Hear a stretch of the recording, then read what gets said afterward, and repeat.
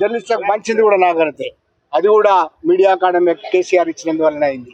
అంటే ఇవన్నీ చేయలేదనా? మీరు తప్పుడు ప్రచారాలు చేసి, అబద్ధాలు ప్రచారాలు చేసి, అసలు ఎవరికి చనిపోయినా పట్టించుకోలేదని చెప్పి ఢిల్లీకి పోయి అబద్ధాలు ప్రచారం చేసి ఇవాళ వచ్చిన వాళ్ళు మీరు రాజకీయం చేస్తున్నారు. శ్రీనివాసరెడ్డి గారు రాజకీయాలు చేస్తున్నారని మమ్మల్ని అనకండి.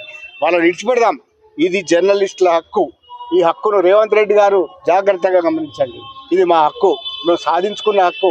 మా సాధించుకున్న హక్కును తీసుకోకండి. మీరు కొత్తగా ఇవ్వకండి, మాకేం అవసరం లేదు కావచ్చు. మీరు ఎన్ని వాగ్దానాలు చేసిరో ఆ వాగ్దానాల గురించి మేమేం అనడం లేదు కదా. కానీ ఒకసారి T50 జీవోలో ఏం జరుగుతున్నదో మీరు గమనించండి. మంత్రి కానీ, సమాచార శాఖ మంత్రి పొంగులేటి శ్రీనివాసరెడ్డి గారు కానీ, అట్లాగే ముఖ్యమంత్రి రేవంత్ రెడ్డి గారు కానీ దీన్ని చూడండి. ఇది రాజకీయం కాదు, ఇది జర్నలిస్టుల హక్కులు. మాట్లాడే ఎవ్రీ రైట్ మాకు ఈ జర్నలిస్టుల గురించి మాట్లాడమే.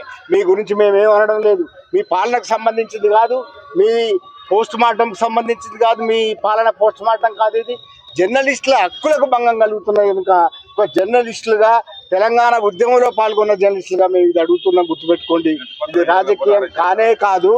ముఖ్యమంత్రి ప్రత్యేకంగా జోక్యం చేసుకొని, రేవంత్ రెడ్డి గారు ప్రత్యేకంగా జోక్యం చేసుకొని, సమాచార శాఖ మంత్రి పొంగులేటి శ్రీనివాసరెడ్డి గారు ప్రత్యేకంగా జోక్యం చేసుకొని దీన్ని నివారించాలి. 252 జీవో అనే దాని వల్ల 10,000 వరకు తగ్గించి మీరు ఇద్దామనుకుంటున్నారు. అది చెల్లదు.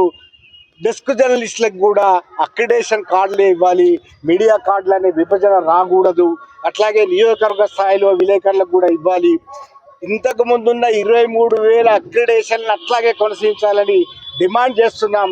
ఈ డిమాండ్ చేస్తే కనీసం మీరు 7వ హామీ ఇచ్చినారు. ఆ 7వ హామీ తుంగలో దొక్కి ప్రజాస్వామ్యంలో మేము జర్నలిస్టులం ఒక వినతి పత్రం ఇస్తాం కలెక్టర్ కంటే మా వాళ్ళని అరెస్ట్ చేసి ముషీరాబాద్కు తీసుకొచ్చినారు. ఇది సబబు కాదు. ముఖ్యమంత్రి గారు గమనించండి, ఇది సబబు కాదు.